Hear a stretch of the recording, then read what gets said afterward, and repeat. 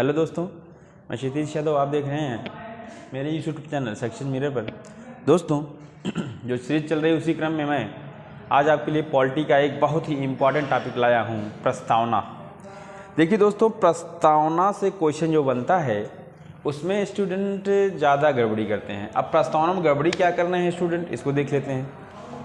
ठीक, आप प्रस्तावना का नाम सुने होंगे दोस्त। ठीक, प्रस्तावना क्या है, कहाँ से आया है, इसको कब अंगीकृत किया गया, किसके द्वारा किया गया। ठीक, तो प्रस्तावना की बात की जाए दोस्तों, एक उद्देश्य प्रस्ताव प्राप्त हुआ था जवाहरलाल नेहरू द्वारा 13 दिसंबर 1946 को। इनके द्वारा एक उद्देश्य प्रस्ताव दिया गया। इसे उद्देश्य भी कहते हैं, इसीलिए इसे उद्देश्य भी कहते हैं दोस्तों। और यह 13 दिसंबर 1946 को उद्देश्य या प्रस्तावना दिया गया। ठीक, बात की जाए दोस्तों, यह है कहाँ से लिया गया है, तो इसमें हम लोग बहुत कंफ्यूज रहते हैं। कहाँ से लिया गया है, कहीं पे दिया रहता है यह ऑस्ट्रेलिया से लिया गया है, कहीं पे दिया रहता है ऑस्ट्रेलिया और कहीं पे अमेरिका और कहीं पे ऑस्ट्रेलिया। तो यह अमेरिका है कि ऑस्ट्रेलिया, यह हम कैसे इसको कन्फर्म करेंगे।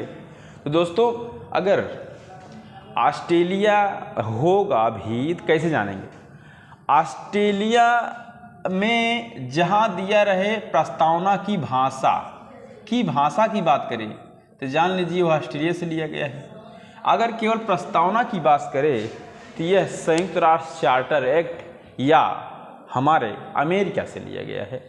तो आपको पता हो गया होगा, प्रस्तावना की भाषा ऑस्ट्रेलिया से और प्रस्तावना यह संयुक्त राष्ट्र चार्टर एक्ट या अमेरिका। ठीक, इसी क्रम में बात की जाए प्रस्तावना क्या है, तो यह है क्या बता रहा है, हम भारत के लोग समाजवाद, पंथनिरपेक्ष, गणराज्य, यह सब बातें इसमें आती हैं। इसमें लिखा रहता है हम भारत के लोग समाजवाद, पंथनिरपेक्ष, ऐसे ऐसे व्यक्ति हैं, ऐसे ऐसे हैं दोस्तों। तो यह है प्रस्तावना को इस तरह से है जिसको 26 नवंबर 1949 को अंगीकृत किया गया।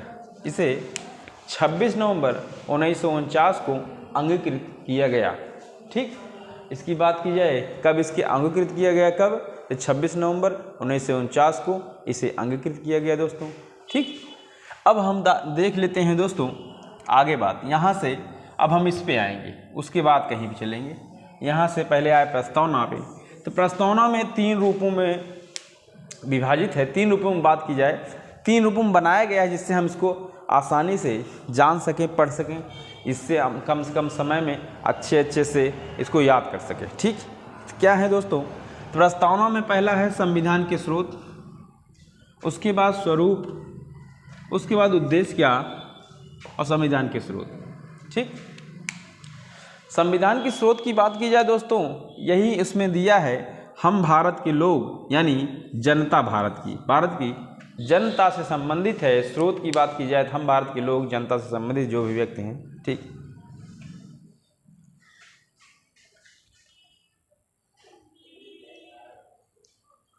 सॉरी दोस्तों, ठीक है, आ गए हमने कंप्लीट। ठीक, बात की जाए दोस्तों स्वरूप की।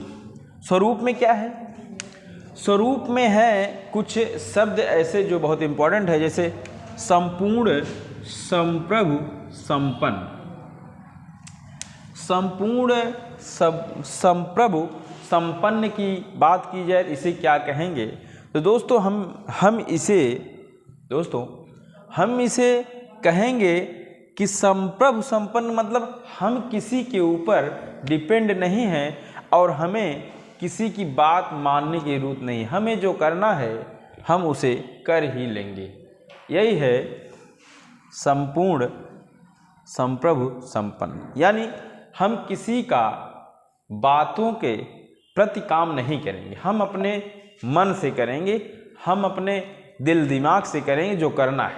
ठीक, यही कहा जाता है संपूर्ण, संप्रभु, संपन्न। यह स्वरूप है प्रस्तावना में। ठीक, उसके बाद दिया है समाजवादी। समाजवादी की बात की जाए दोस्तों, तो समाजवादी मतलब एक दूसरे की सहायता करना। समाजवाद मतलब सामाजिक व्यक्ति मतलब हर समाज में हर एक व्यक्ति की ज़रूरतों को उनकी कुछ न कुछ सहायता करना। समाजवादी इसमें प्रस्तावना में बात, समाजवाद। उसके बाद कह रहा है पंथ निरपेक्ष मतलब दोस्तों, या पंथ निरपेक्ष इसका नाम आता है कहीं पे धर्म निरपेक्ष, यानी देश धर्म निरपेक्ष है। देश का कोई धर्म नहीं है, यहाँ व्यक्तियों का धर्म है। मतलब जैसे कोई मुस्लिम कंट्री होती है, कोई सिख कंट्री होती है, यहाँ कोई देश एक धर्म पे आधारित नहीं है। यहाँ हर एक व्यक्ति का अलग अलग धर्म है। कोई सिख है, कोई मुस्लिम है, कोई ईसाई है, कोई हिंदू है। यहाँ जिस प्रकार के व्यक्ति हैं वैसे उनके धर्म हैं, यानी यहाँ कोई एक धर्म का देश नहीं। ठीक, उसी क्रम में आता है लोकतंत्रात्मक की बात की जाए दोस्तों तो यह है जनता का शासन, जनता का सरकार। यहाँ पे जनता का शासन है, लोकतंत्रात्मक है, जनता का शासन है। ठीक, जनता का जहाँ शासन उसे लोकतंत्रात्मक कहेंगे। अब उसी क्रम में आ जाता है गणराज या गणतंत्र। यह गणराज, गणतंत्र और लोकतंत्रात्मक दोस्तों एक ही तरह लगते हैं, लेकिन एक ही तरह है नहीं। जैसे गणराज गणतंत्र क्या है? गणराज गणतंत्र हम उसे कहेंगे दोस्तों जैसे यहाँ पे वंशागत नहीं चलेगा। जैसे शासन अगर हमारा है, हमारे पुत्र या नाती का शासन नहीं चलेगा। ठीक, तो यहाँ गणतंत्र है, यानी जिसको चाहे जो अच्छा कार्य करेगा और जिसको जनता बनाए। ठीक, तो यह है यहाँ कहने का मतलब। एक अलग चीज़ यह जान लीजिए, यहाँ वंशागत नहीं रहेगा, राजा का बेटा राजा नहीं होगा। ठीक, यहाँ पे गणतंत्र गणराज का मतलब यह है। ठीक, यह स्वरूप है प्रस्तावना का, यह स्रोत था, यह स्वरूप है। अब इसी में बात की जाए उद्देश्य क्या है दोस्तों? उद्देश्य क्या है? उद्देश्य यानी प्रस्तावना का उद्देश्य न्याय यहाँ पे सामाजिक, धार्मिक, राजनीतिक न्याय। ठीक, सामाजिक न्याय में सबको जो सामाजिक है समान न्याय।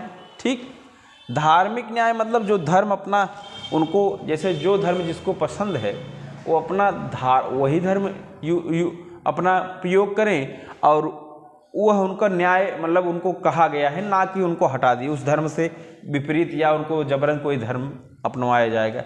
राजनीतिक न्याय, इनको राजनीति में भी न्याय मिलेगा। जैसे अगर आप राजनीति में इंटरेस्ट है या कुछ करना चाह रहे हैं तो आपको उसमें भी एक न्यायिक व्यवस्था दी जाएगी, यानी सामाजिक, आर्थिक, धार्मिक और राजनीतिक, यह न्यायिक है।